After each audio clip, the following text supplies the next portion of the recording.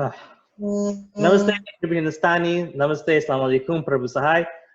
We have guests here, PhD candidate Shazia and Utkarsha, and we'll be discussing the influence of music among the Indian diaspora pertaining to mental health.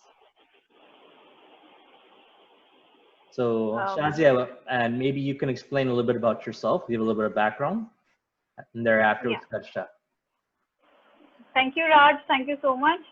Hello, Hindustani Caribbeans, and I am Shazia Khan. I am a doctoral candidate at University of Hyderabad, and my research revolves around development of Indian music and in Indo-Caribbean. And my colleague over here, Utkarsha Ghai, she is a young scientist from India, and Utkarsha and I am trying to do an interdisciplinary study to understand how music plays an important role in the mental health of Indian migrants. And now I would like to request Utkarsha to explain a little bit more about her research and also give us a brief introduction about herself. Utkarsha? Hi everyone, I am Utkarsha. I am a PhD scholar from India, and I am trying to study the role of this neurotransmitter called serotonin during different developmental epochs and the downstream mechanisms which regulate behaviors such as anxiety and depression. And here Shazia and I are trying to understand that when migrants, especially the Indian diaspora, how regional music affects their mental state and how it helps them cope with the day-to-day stress since migration. Acha, thank you. Thank you very much. So, Visham,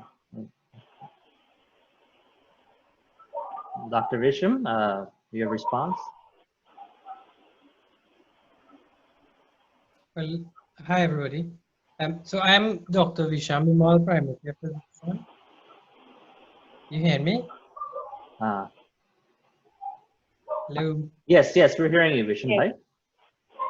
Okay. Yeah, so I am Dr. Visham Bimal, primary care physician, also a member of Caribbean Hindustani. What I would like to say is this is excellent research. I guess in the conversation, we'll talk about at least Raj interacting within the diaspora and me being part of the diaspora. We would at least give our personal experiences. But the fact that yes, Caribbean Hindustani promotes music from the Indian diaspora, specifically in the Caribbean and also other places, this is a new dimension with regard to looking at the mental effect of the music. Gee. So maybe we can discuss some songs, Visham, that do have an influence. Maybe we could even start jokingly with Lote Lal. Lote Lal. Right? Visham bhai? Yaad hai? Lote Lal. Lote Lal. Bhoji Bhoji. Huh?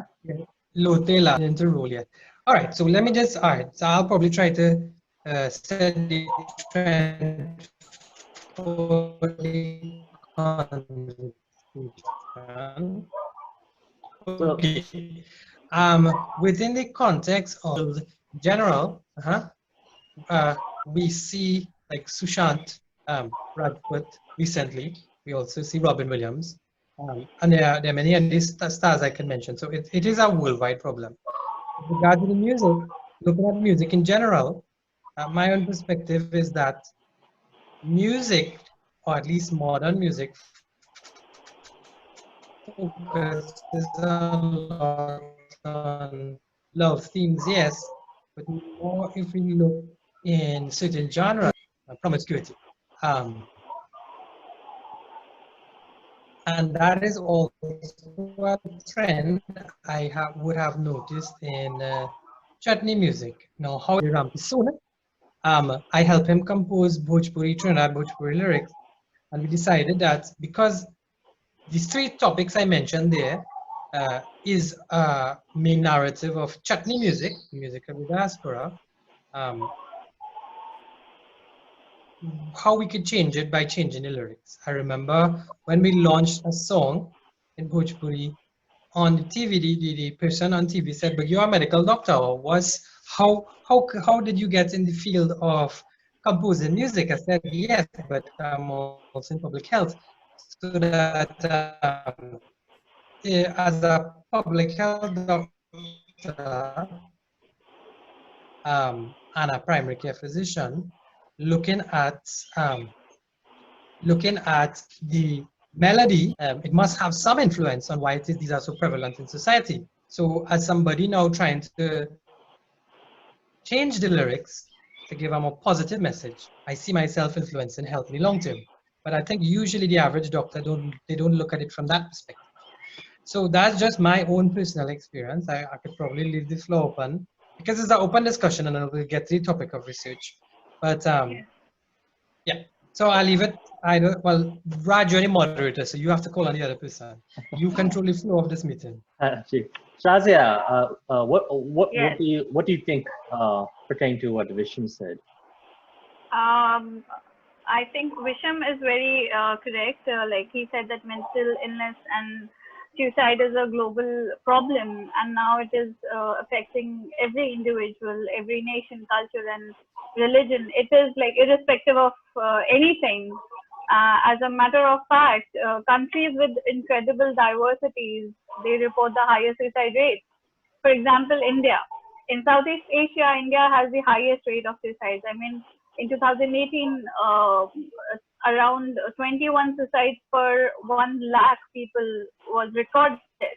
And it is a huge number. And every year, numbers are actually increasing. And around 50% of them globally are young people. Like suicides are being committed by people under 45 years old, and 90% of them are adolescents, like they are not even mature enough, and they kill themselves.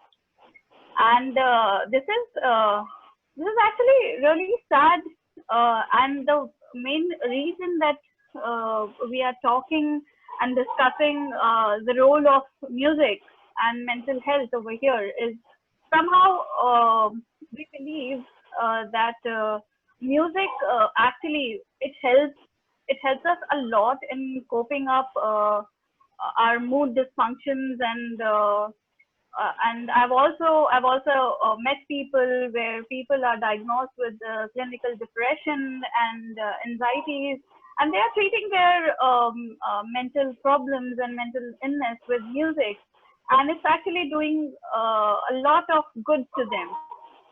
Wow. And Caribbean has a history of, like, if we go back into the history and we see the prevalence of depression and signs of mental illness in Caribbean, so they have a lot of like a good number of plethora of evidences of people committing suicides and mass murders, and there are like substance abuses and everything. So there are like a hell lot of evidences that we can see. And recently, Raj, we were having this discussion, Yes. like where you spoke about a boy who's just 16 years old who committed suicide. So, and recently I was reading this report by one of the psychiatrists from Trinidad.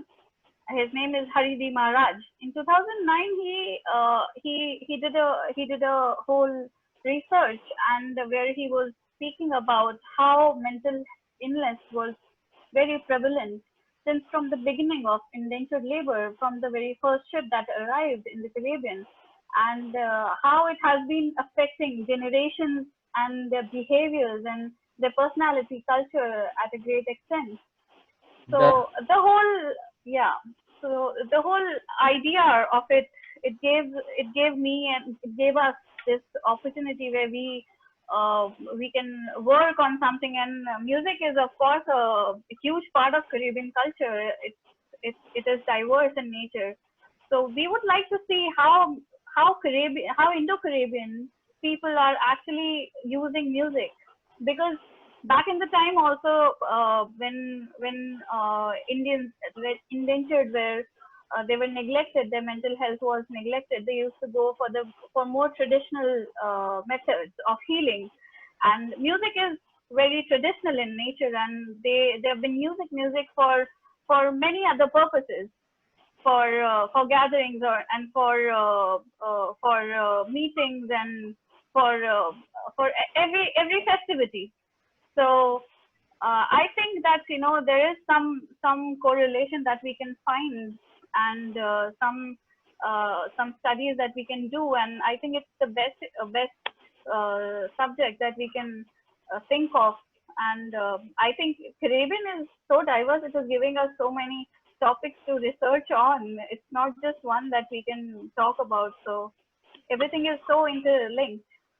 Definitely, and you're right. Since the beginning, there was an issue with abuse, maybe even substance abuse, and I think Vishnu and I were talking about this, that on these plantations, that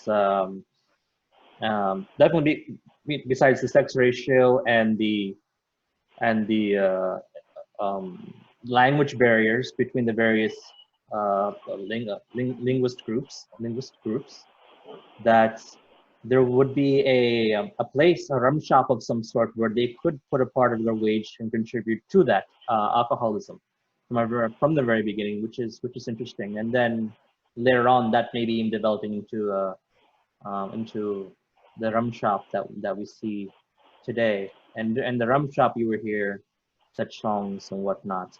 But maybe Vishnu can give us more insight. But Utkarsha, what would you like to add? Yeah. Yes. Actually, I still remember the time when Shazia approached me for this study. And because we have been friends for a really long time and we have been deeply interested in each other's subjects, so we would keep talking about each other's research and all. And music being one of the factors that we people have bonded over time. And we have a lot of friends and acquaintances and colleagues as well who have been going through with depression and struggling and coping with it in their own ways. And music has been a part of that coping mechanism for them as well. And when Shavia approached me for it, I remember since most of my knowledge about Caribbean came from her, I went on to read a lot more papers about it, and especially about the role of music therapy in depression, since I come from that field and since I've been working on such behavioral studies. And I went on to see if people have tried to come up with more defined therapies in terms of music and cultural alternatives. And what I found was that people have looked at it globally, but at the same time failed to focus on groups which have had a very big or huge cultural difference as such in terms of when they have migrated. And that is when I think we people decided and we people started working on and reading more about it. And we realized that this would make a very interesting topic, and it would really help us understand the mechanism as well. All right, Vishnu, thank you, Utkarsha. Vishnu, what's your response? Right. So when I started off, I was looking at negative effects of music based on the lyrics, and Shazia, a colleague, mentioned positive effects as well, right? Yes. Looking at that, Shazia, a colleague, spoke about music and the influence within the diaspora as camaraderie, where I spoke about it as lyrical content being negative. Just to comment on what they had said, yes, cultural expression through music was an avenue of getting it off your chest or expressing. I want to bring in the dynamic here of sexism within the diaspora, where women, at least in a diasporic perspective, were not allowed to speak out in the general community about things domestically. And why I hint domestically, at least Raj, I don't know if you could confirm, but in Trinidad, the majority of suicides, at least in Trinidad, in the Indian diaspora, are usually males, and it usually linked to a domestic issue, Uh, whether it it, be a it, breakup, it is the same, yes, and and then they call it it all usually through poison most often, and right, and and during then our there's parents' all generation, it was such a big thing amongst in Suriname, for example, that they used to call the drink that they drank, or they used to call it Kool-Aid, I believe. yeah. Well, I have a name for it here. With those um, Derogatory term. gramoxone is the name of it. Is a pesticide, but all these cases also are related to alcoholism to some extent. At least from what I could see now, going back to the issue of women and domestic issues, when we look at the expression of song in the space where women were only allowed, then we start to hear in song the expressions of, well, at least getting off the chest like I expressed, for instance, there's this song that goes, हम ना जाइबे ससुर घर में बाबा, Mm-hmm. रोज सासुर दारू पियते हैं, रोज ओरे लकड़ी को जते हैं, रोज, and then the other line goes, सासुर पीटे ससुइया के बाबा, अपने छोटी जो परिया में बाबा. So there's clear expression there of domestic violence as well as alcohol use. This is just one example. But a range of things are expressed by women, positive and negative. So at least from a perspective, as both our guests were saying, is that if you're allowed to express in song, it's good therapy. And from a, well, looking at these songs sung by female, things like Matikur, Bhatwan, and all these things were expressed there. But not only that space, I think in chutney music in general, if we look at the music expressed there, it's more the narrative of the three topics I mentioned, which are related to social ills. But again, it could be an avenue of expression.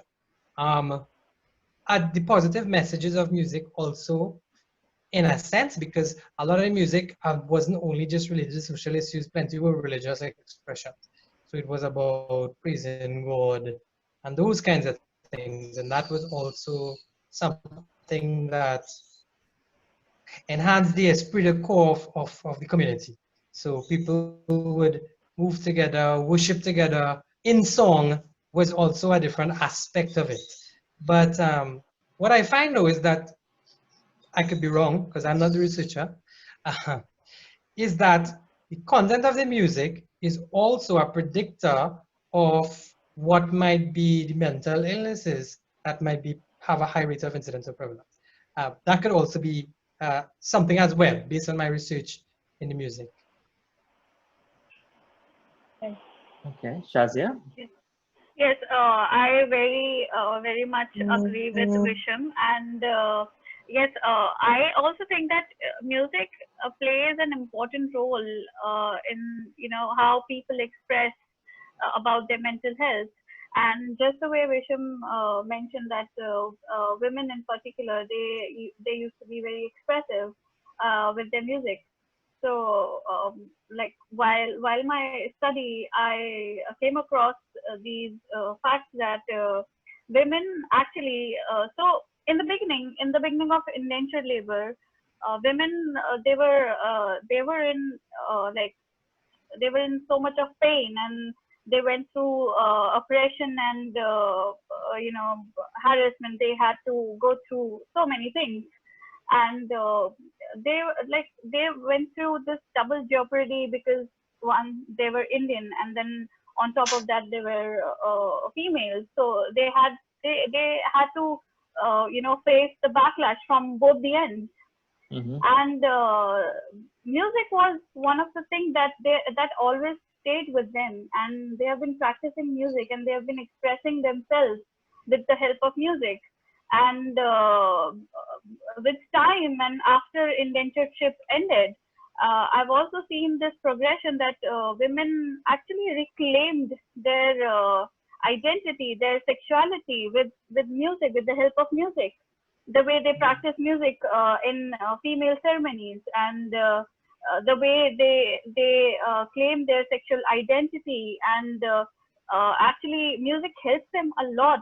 When the feminism hit Caribbean, music actually played an important role. And I would also like to name one of the musicians, Draupadi Ramaguni. She is phenomenal. She actually, you know, she went up to the stage and she didn't even care, and she expressed herself. She expressed her identity, her gender identity, with the help of music. And so yeah, I think music, not only listening to music gives you peace and helps you out coping your mental health, but yes, practicing music, creating music is also another way you can cope with the mental illness.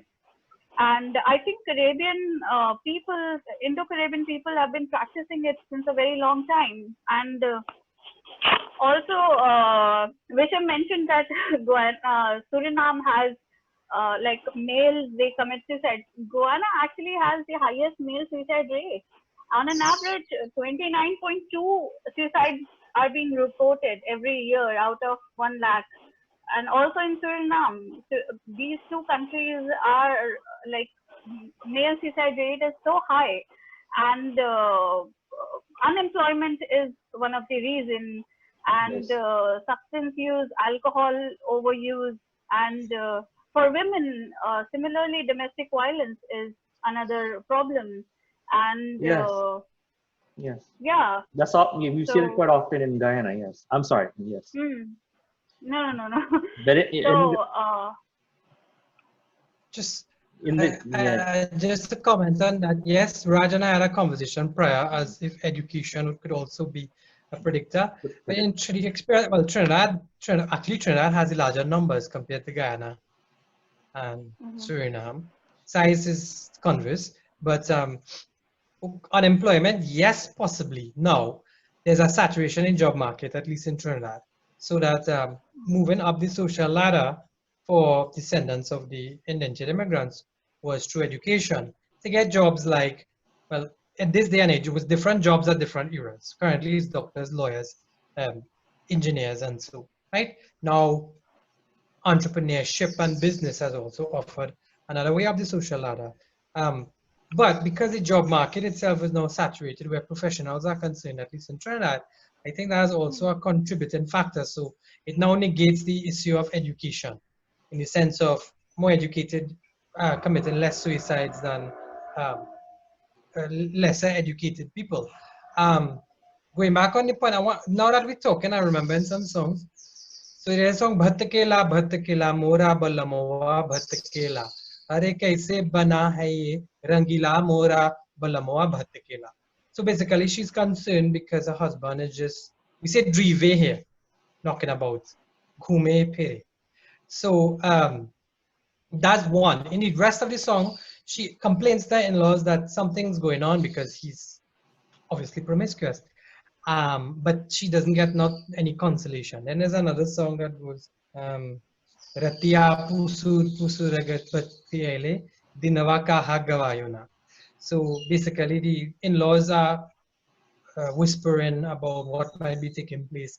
But in the lines of the song, she says, "A beloved is not acting in the way he should act, and he is not present." That's one. And then Lotela.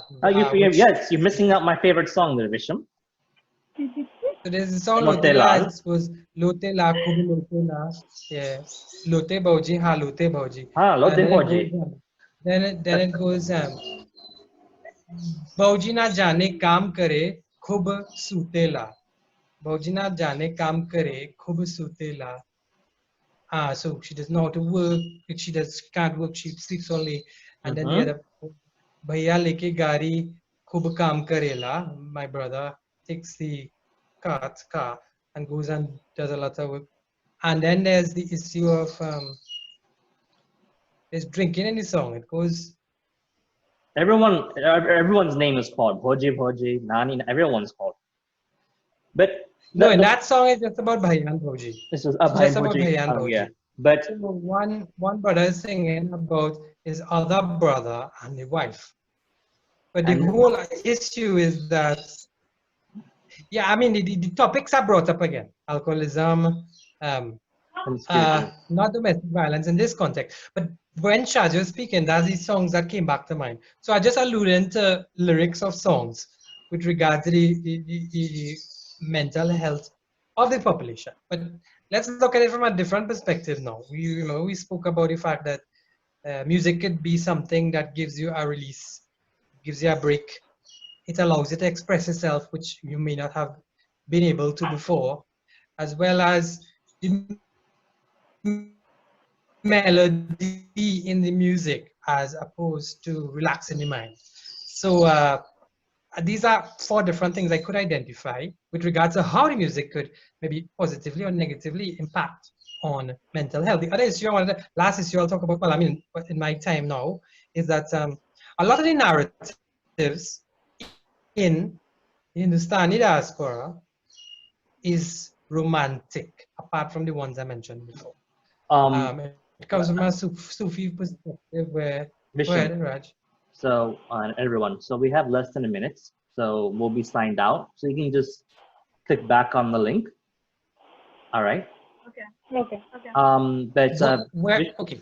Visham, I'll come back and ask, can you record after? All right, cool. And then we'll continue. But Visham, maybe another song you may want to mention is Babana, as for something that is comical and just maybe, as a relief, because you have foolish songs like that are not. Yeah, that is actually converse to the ones I mentioned. So after I make the point I'm making, I'll probably, well, I'm not sure in the same breath, but yes, I guess it'll come up sometime. Yes, such as Babana by Gal, yeah.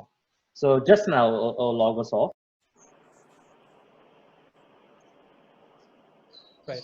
So looking at what was said before, there seems to be different ways in which music could affect mental health.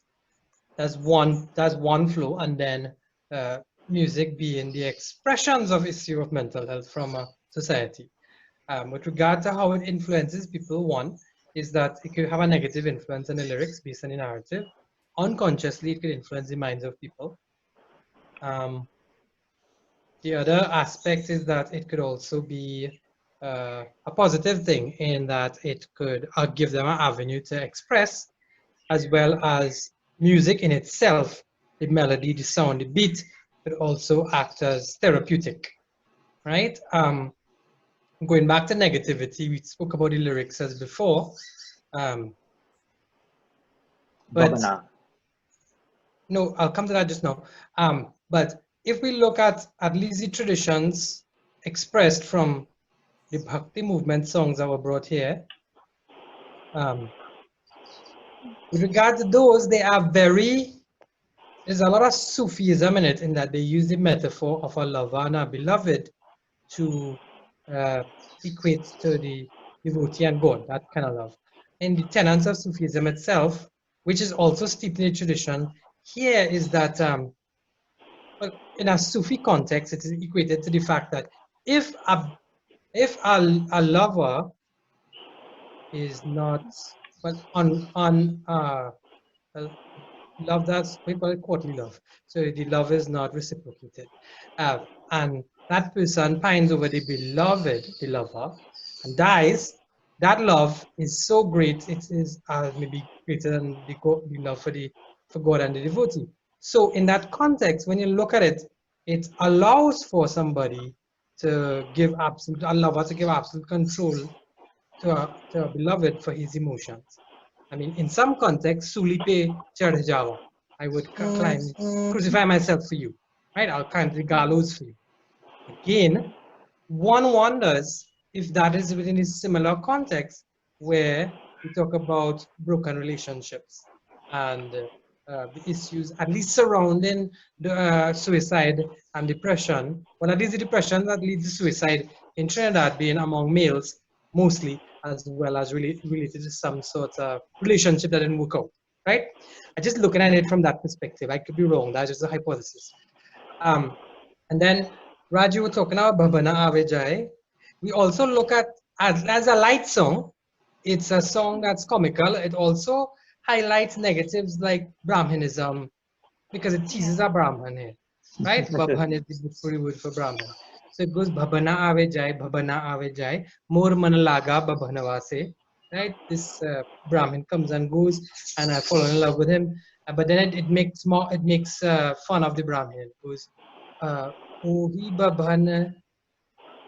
No, I mixed up the melody. He has one leg and etc. एक ही अकिया, One eye. वही बनवा के एक ही अकिया, ताके चारी ओर. He has one eye and he's looking all over with that one eye, one leg, and so it goes. I mean, in itself, it's comical, but it also deals of issue of inferiority superiority complex, because I guess looking at a Brahman as the aristocracy in a society, making fun of that individual gives emotional, for want of a better word, gives emotional satisfaction to those who might be on the lower rung of the social ladder, right? I mean, looking at that because so far I've only spoken about relationships and broken relationships and domestic issues, but there are also issues of caste, I think. Pardon? I'm sorry, what did you say, Vishnu? There are also issues of caste as well, I think, with regard to, because I mean, in modern context, caste may be, I wouldn't say almost negligent. There's still some remnants of it here, but I mean, it's not as strictly applied in the Caribbean as it is to India. So maybe earlier songs and expression could allude to that. But that's essentially all I had to add so far based on the discussion. Yes, and then maybe one more song you may want to add to, Vishnu. Even just singing about domestic chores, Terry Gajaraj, choking dal. No, not that one. I know what you're talking about. This one is Hamna Jai. So, Vishnu. Abna Jai Beba Buddha Mein Katwa Gadhe Jai. Just want to go into the metaphor. Continue. I was thinking that one as well, but even Terry Gajaraj, Nana choking, bailing roti, choking dal. But I see that as comical as Babana Avijay. That is almost comical. But at the same time, they do sing about domestic, not domestic, no, there is that I was valued into. And I think again, we're looking at maybe how diasporic culture and its traditions could also add to issues of mental disease. Now, we are North Indian, we're not South Indian. We have influence, yes, but the critical mass was North Indian, UP Bihar, so it's more patriarchal society. It's not so much a matriarchal society as South Indian. The other thing I wanted to mention was that there is this issue of the mother-in-law, because remember how the tradition is: you get married, you divorce your own family as a woman, and you go into your husband's family. You have his name, and then there's a challenge between the mother-in-law as well as the daughter-in-law. Because the daughter-in-law at one day would become the matriarch of the family. She would replace the mother-in-law who would die. But I know of stories, even in my own family tradition, where there was this hatred for the mother-in-law, for the daughter-in-law, and it is expressed in songs. And there's this song that goes, okay, so we go into that. Sorry to take on so much time. There's a song that goes, talks about, just now, Banj, Bajaniya, Bulawal Bajaniya Sasu Hamare, Bulawal Bajaniya Sasu Hamare, Ganga Nahai ke Surju Manaole. You have to start singing these songs, because when you have to start singing these songs, Vishnu, because when you're saying them, I can't pick up the raga in my head right away. No, well, we'll sing, but it another time. Bajaniya means a barren woman. Bulawal Bajaniya Sasu Hamare. My mother-in-law calls me a barren woman. But again, the pressure on this young girl to have children, as well as the fact that now the domestic responsibilities falls on her. So this other song goes, Abana Jaibe Baburuban me Katwa Garajai, Ohiba Buraban me Pargail Hindulana, Sasur Julawe Sasurwa ke Jiara Jar Gail Hamar. So she's saying that she don't want to go to in-laws because she's no longer pampered as a Naihar anymore. She is now charged with responsibility, domestic responsibility. So much so that there were galis as well as profanities heard between daughter-in-law and mother-in-law that I know of, even personally here from the community itself and stories and the interviews. I remember once doing an interview with an old lady, and I was asking, because the word in Hindi is bahu, right? But we say patoha, which is Bhojpuri. And I asked the old lady, I was like, what about patohiya? She's like, no, patohiya is when your mother-in-law grab your ears and ring it. So that in itself speaks of what would have taken place. That's no longer the case anymore, but there was that tradition, evident as the interviews I would have done, the Trinidad Bhojpuri interviews, as well as from the songs, which I just gave examples of. So that's another aspect, I think, that adds to the issue of the contribution of domestic problems that women may have faced that could lead to problems. But at the end of the day, as a doctor, we all know, one, women are more emotional than men, and two, women, because they are more emotional, can deal with emotional turmoil based on domestic violence, based on verbal abuse, based on abuse in any form. And I think the women of the Indian diaspora, maybe not necessarily this generation, because they moved up the social ladder, they're educated, they now can hold their own, they don't even need to be married. They could be their sole breadwinner and exist in life like that. This issue about a marriage and find a husband to be sole supporter is no longer there. But within the 2 generations before me, that was something that was very prevalent. So one wonders the emotional turmoil and mental issues that women had to go through 2 generations before me. Utkarsha, Right. your thoughts? Yeah. Thanks, Visham, for breaking down the ABCD of songs and the very basis of music for that matter. I agree with all your points. As you mentioned before, that music can not only be a source of relatability, but also a way of expression for a lot of people. At the same time, music can be of different kinds, as you mentioned. One could be dedicating it to either God or the love of their life, or for that matter, expression of their problems for that for the very same reason.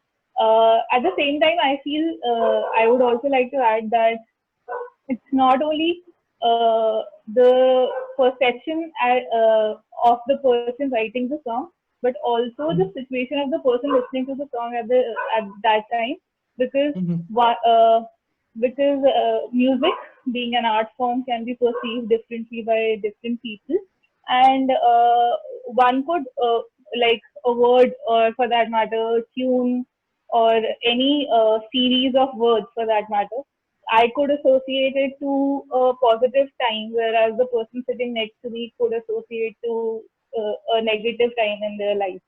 And hence, I think so there's this diverse range of music that people listen to, and at the same time, there are different cohorts of people who like a particular kind of song, because I think so it just brings them together, that kind of music or that song for that matter.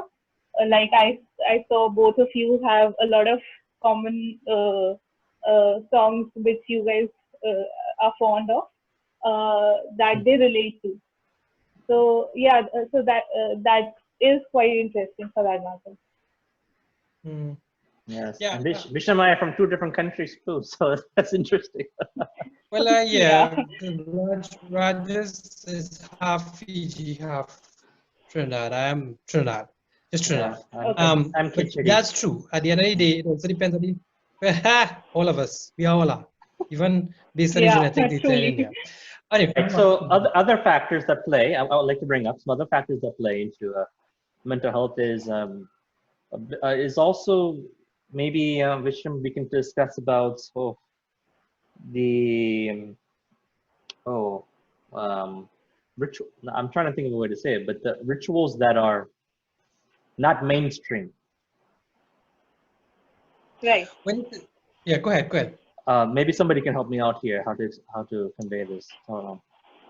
All right, so Shazia and I were discussing about suicide and whatnot as well, and mental health. And yes, music is a big factor as well, but also, oh, there we go, local superstition. Yes. So Yes. we're That's yes. yes. So locals superstition has maybe some degree, not maybe not a factor that causes mental health or suicide, but is something that they can pass the blame on instead of passing it on to the real culprit, whether it be the individual or something else. Many times, at least from what I've seen in Suriname and Guyana, they'll pass it on to local superstition, whether it be something that is tantric or something that's of nature. Visham, your thoughts, and would you like to expand on that as well? I'm not sure if that's also the case still in Trinidad. Yes, that folk tradition is there. So bush bats and So let me give you an example. wrong with this boy, and they have called something called sweat rice. The aspect of a woman or maybe a man trying to, sure. Go ahead. No. It's just that your connection was bad. But I'll give an example. Yes, I'll give an example as you adjust your connection, Visham. So and one example was, Yeah. and I was explaining to Shazia the other day. So there's a young pandit of about well, a Swami, so of the Madrasi origin, that yeah, he was mentally unstable, and he drank a lot, and he was married, a young boy, and yes, he listened to songs of um of drinkingness, promiscuity, and things of that nature. So he was descending. Now he committed suicide. He hung himself. So and he had told people in his village that he was going to hang himself. Now prior to that, he was already very sad. He had signs of depression. He was listening to music that encourages that type of behavior or enables that type of behavior. But his relatives, after upon finding out that he had passed away, immediately they blamed, oh, this had to do with tantric, something tantric. There was, for instance, what they said is he was a devotee of a order pujari, and that pujari also committed suicide. So they said before that pujari committed suicide, he wanted others to die with him. So he fed this young boy a fowl that had that he had. They said in Guyana that they tagged his name on, and because that boy ate that fowl, he hung himself as well. That's just an example. I hope I made sense, but I do hear those things a lot where they blame it on some sort of tantric practice, but not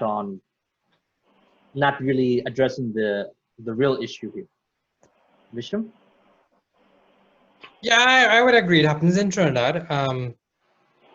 So traditional, there are at least parents who are traditional, and there's a folk tradition here, blames it on the fact that somebody might be jealous or somebody might envy something. So this, I mean, going back to the issue of broken relationships, they cannot blame the reason, even if it's a broken relationship, whatever it might be, on some sort of witchcraft. Witchcraft, yes. I mean, especially in our especially during our grandparents' generation, as connect vision तो तार भी कमजोर है भाई. So another thing I would like to maybe bring up is, as he's fixing his connection, is maybe not in our generation now. Yeah. Yes. So your connection is a little bit weak, right? Another thing maybe too you want to address is, I'm not, maybe it was the same case in India, but during our grandparents' generation, our grandparents saw the older widow being persecuted. And many times they would say, well, that's because she's a Churdale or Safiya or something of sort. But and that also has to do with mental health. But that also that type of thinking is still prevalent in some parts of Guyana and Suriname, where the outcast is blamed to be Chudel or Sukiya. That is so correct, Raj. I actually also believe that, our past holds a great amount of power over our present and also on our future. And, even in today, even 21st century, it is very disappointing to see people, they still think mental illness, and they don't want to talk about it. Very limited number of people are actually coming forward, and they are talking and they're discussing about it, because mental health and mental illness is not something that can't be treated. It is treatable. And but still people, people with the thoughts and thinking process, they think that it's better to blame it on something supernatural rather than addressing that there is something wrong with the person himself, right, in their family. They think it is more, it will bring shame in the name of the family. Oh, So for them, great point. yeah, for them, it they believe that it's better to put the blame on something else, and who's better than supernatural powers, because nobody can question it.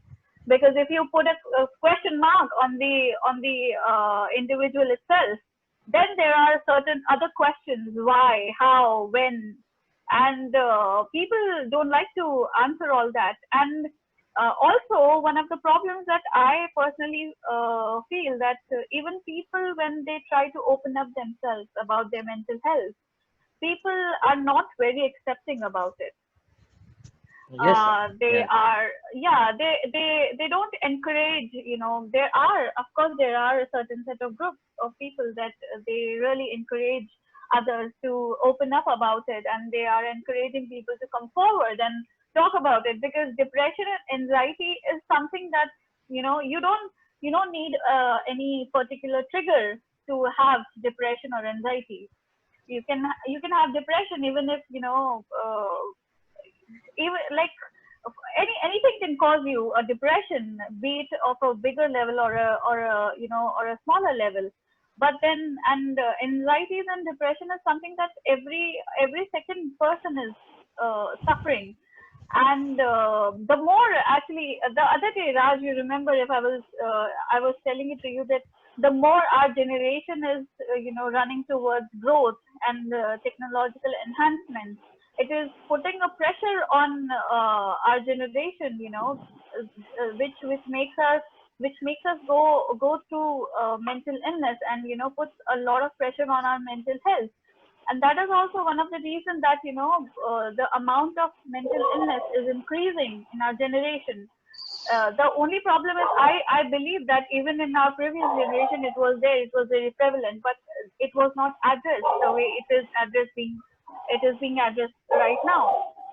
So yeah, this is actually, orthodox and these old tradition are also problems that comes in the way. And because mental illness is not addressed properly, and they don't have any treatment, they are not, they cannot access any treatment, hence they just commit suicide, and they take some serious actions which results in a very awful way. So yeah. Thank you, Visham. Your response. And sorry for cutting you, Visham. Your line was weak. What I want to say was that apart from putting blame as an issue of ego, is also the fact that, one, mental health is not something that is fully appreciated by the general population, and two, they also want to because at the end of the day, is a very difficult thing to accept, that a person might have a mental disease, even if they know. Something else might probably give them some inkling of hope that is not that. The other issue I want to bring across is that in themselves, because they're still in denial, might probably look for other avenues as to how to deal with the problem. And then the last issue is, yes, people not really, mental health is something only recently, probably there was a lot of public education about it, but it's still not sufficient. So the populations in Indian diaspora in Trinidad, especially in rural areas, because it hasn't reached them, might probably want to, for not knowing better, might want to access some sort of supernatural reason as to why it is this person might have a change in behavior. Yes. Maybe something common to line up, and I'll give it to Utkarsha, is when I was in Suriname, I went to go visit some sort of like Bangala or something with a friend, right? An elder, actually. He wanted just to show me.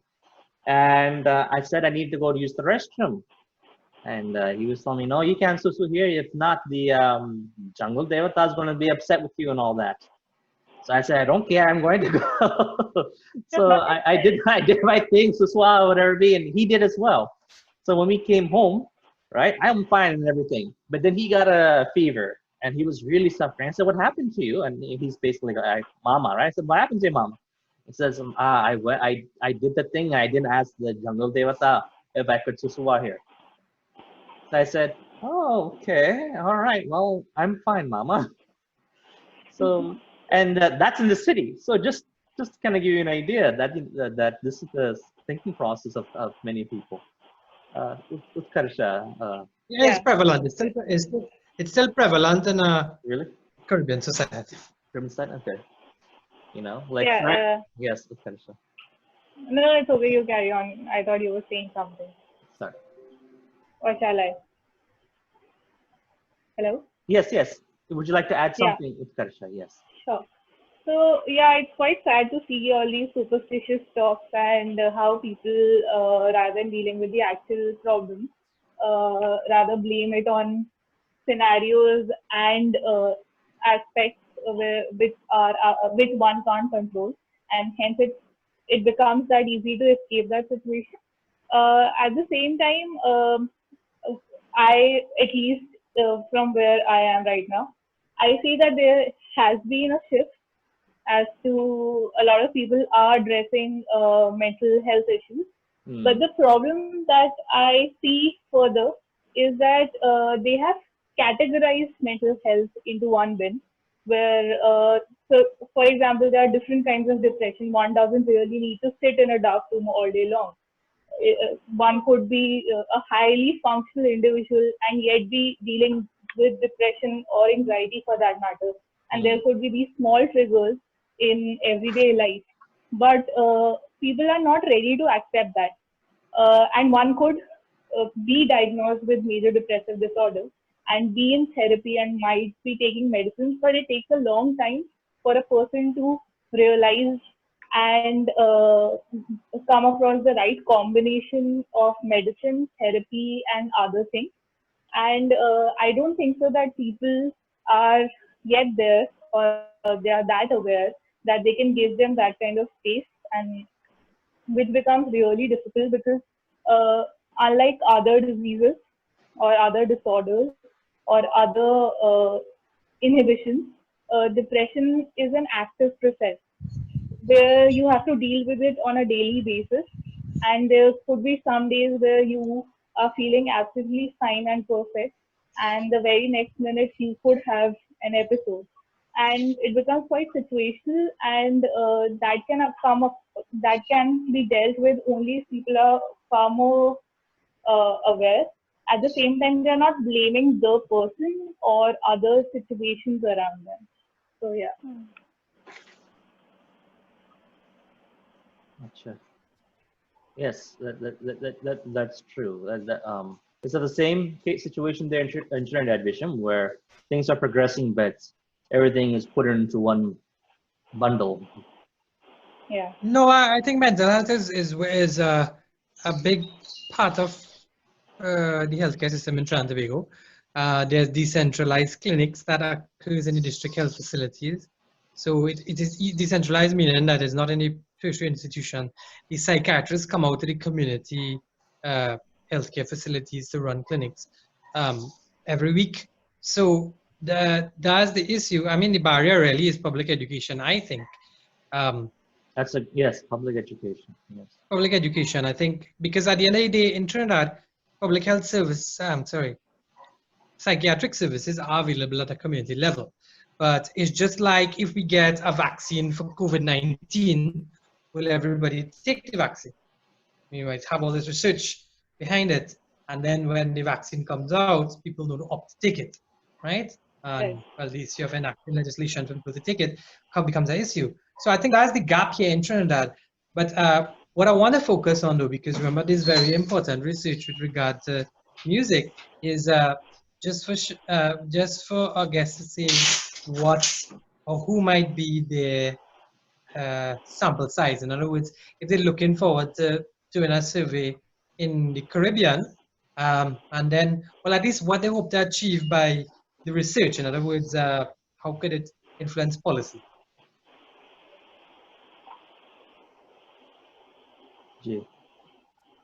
So maybe one more thing I can add is from what I've seen, and maybe Vishnu can also maybe testify that, especially in the rural areas of the country, I see that there's a cycle that's happening or perpetuating. That you have young people that are dropping out of school because they have to work the field or land. Young as 15, 16, they're dropping out of school, and girls even marrying.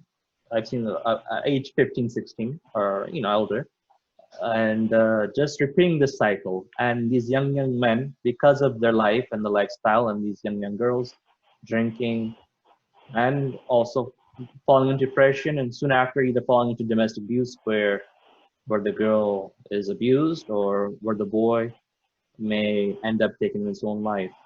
And I do see that cycle. Is that the same case in Trinidad, Bisham? You referring to Guyana or Suriname? Both.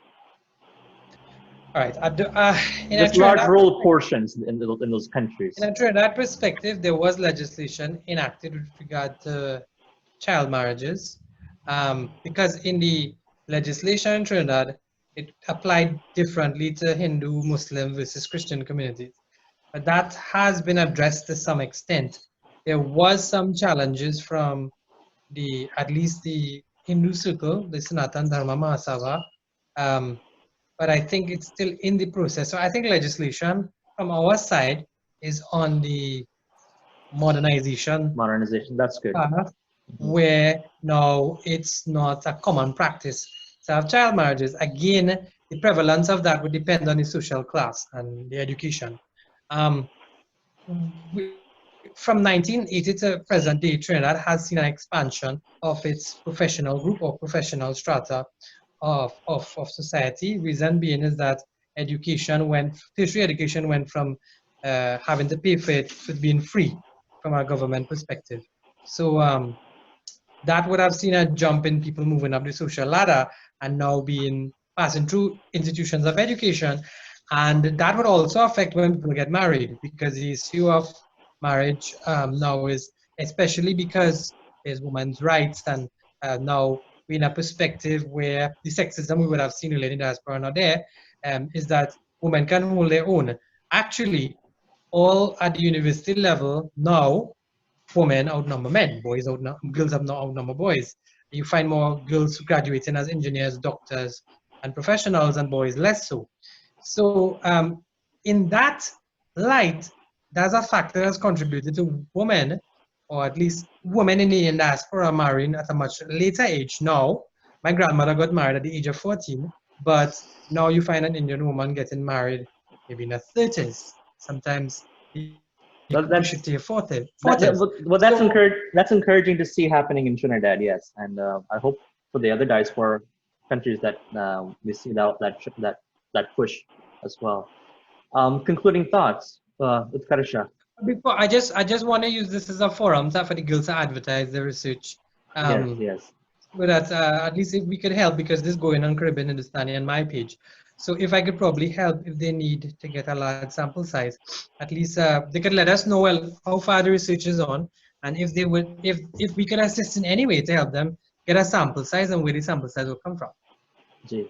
Utkarsha, concluding thoughts. Right. Uh, First of all, thank you so much because this interaction really helped me understand many more perspectives than what I already had. And it was quite interesting to get to know more about the culture there. And